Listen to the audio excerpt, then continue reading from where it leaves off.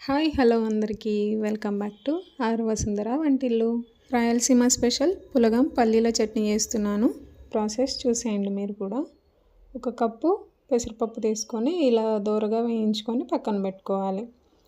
ఒక గిన్నె తీసుకొని అందులో ఆయిల్, పోపు దినుసులు వేసుకొని పోపు దినుసులు వేగాక ఉల్లిపాయలు వేసుకోవాలి. ఉల్లిపాయలు కొంచెం వేగిన తర్వాత 2 పచ్చిమిర్చి వేసుకొని ఒక రెమ్మ కరివేపాకు కూడా వేసుకొని వేయించుకోవాలి. పోపు వేగిన తర్వాత మనం ముందు వేయించి పెట్టుకున్నాం కదా పెసరపప్పు, దాన్ని ఇందులో యాడ్ చేయాలన్నమాట. యాడ్ చేసి ఇలా వేయించుకోవాలి. ఒక 2 సెకండ్స్ చాలు, ఎందుకంటే మనం ముందే వేయించి పెట్టుకున్నాం కాబట్టి పెసరపప్పు.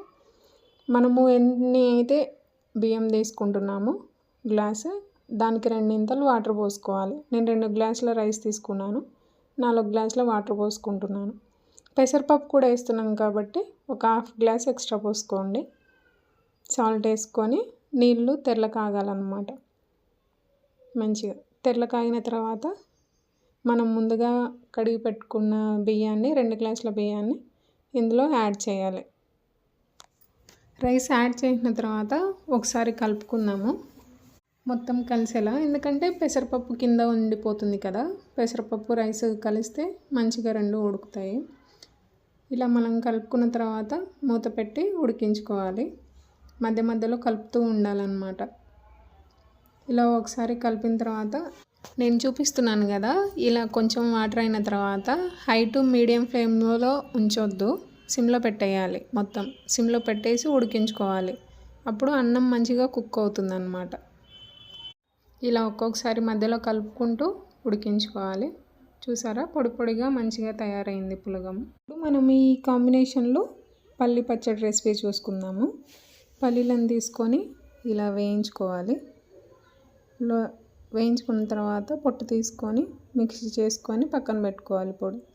పచ్చిమిర్చి, ఆనియన్, టమాటా 3 కొంచెం ఆయిల్ వేసి బాండీలో లో ఫ్లేమ్లో పెట్టుకొని మగ్గించుకోవాలి.